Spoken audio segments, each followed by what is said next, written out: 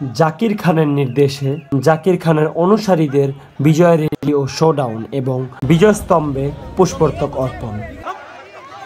সোমবার 16 ডিসেম্বর মহান বিজয় দিবস উপলক্ষে শহীদদের স্মরণে এবং তাদের শ্রদ্ধায় সাবেক জেলা ছাত্রদল সভাপতি জাকির খানের নির্দেশে নারায়ণগঞ্জ মহানগর বিএনপি ও অঙ্গ সংগঠনের উদ্যোগে সকাল 10টায় শহরের 2 নং রেলগেট এলাকা থেকে র্যালিটি শুরু হয়ে চাষারায় বিজয়স্তম্ভে জাকির খানের নির্দেশে তার অনুসারীদের বিজয় র্যালি ও শোডাউন এবং পুষ্পস্তবক অর্পণ করা হয়। এতে হাজারো নেতাকর্মী জাতীয় ও দলের পতাকা নিয়ে অংশগ্রহণ করেন। এই সময় র্যালিতে উপস্থিত ছিলেন নারায়ণগঞ্জ জেলা প্রজন্ম দলের আহ্বায়ক মোহাম্মদ সলিমুল্লাহ সেলিম, সাবেক স্বেচ্ছাসেবক দলের নেতা জিয়াউর রহমান জিয়া, সাবেক যুবদল নেতা পারভেজ মল্লিক, সদর থানা বিএনপির সভাপতি সম্পাদক লিঙ্কন খান, নারায়ণগঞ্জ জেলা মৎস্যজীবী দলের আহ্বায়ক SM হোসেন, কেন্দ্রীয় স্বেচ্ছাসেবক দলের নেতা আমিনুল ইসলাম, এরশাদ আহমেদ, রিপন, রাশিদ, ফরিদ আহমেদ, সেন্টু আহমেদ, দিদার খন্দকার প্রমুখ। সকল বীর শহীদদের প্রতি শ্রদ্ধার সাথে তাদেরকে আমি স্মরণ করছি। আমি নারায়ণগঞ্জবাসীকে আমি ধন্যবাদ জানাচ্ছি।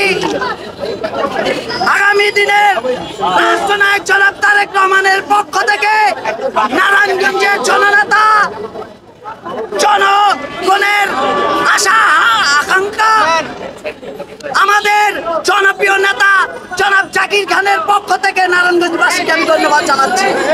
আজকের এই বিজয়ের দিনে আপনারা জানেন বিগত আওয়ামী লীগের আমলে আমরা স্বাধীনভাবে এই চাষারা আমরা শহীদদের প্রতি গভীরভাবে শ্রদ্ধা আমরা নিতে পারিনি। স্বাধীনভাবে আমরা যেহেতু এই 5ই আগস্টে এই ছাত্র জনতার মাধ্যমে আমরা এই দেশকে স্বাধীন করেছি।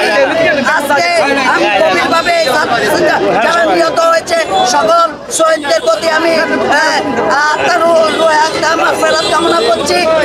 নারায়ণগঞ্জে জাকির খানের পক্ষ থেকে আজকে যে বিজয় দিবসে উৎসব মুখর পরিস্থিতিতে এই নারায়ণগঞ্জে সবচাইতে জনপ্রিয় নেতা আজকে নারায়ণগঞ্জে দেখিয়ে দিয়েছে জনপ্রিয়তা কাকে বলে।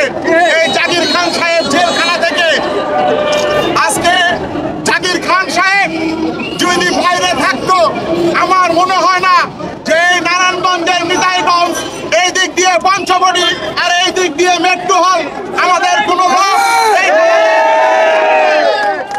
সংগ্রামী ভাইরা আজকে বহুদলীয় গণতন্ত্রের প্রবক্তা শহীদ রাষ্ট্রপতি জিয়াউর রহমানকে আমি প্রথমে স্মরণ করছি। আজকে জিয়াউর রহমানের জন্ম না হলে এই দেশে স্বাধীন হতো না।